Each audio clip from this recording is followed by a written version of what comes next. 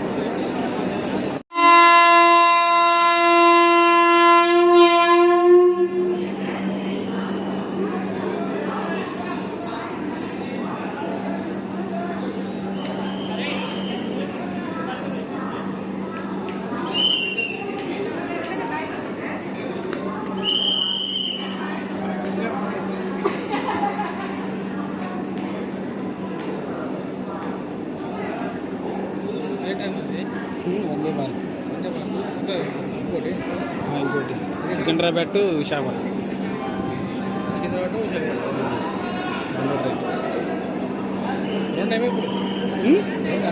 Already ఒకటి ఉంది, ఇది రెండోది. ఈరోజు రేపు నుంచి రెగ్యులర్.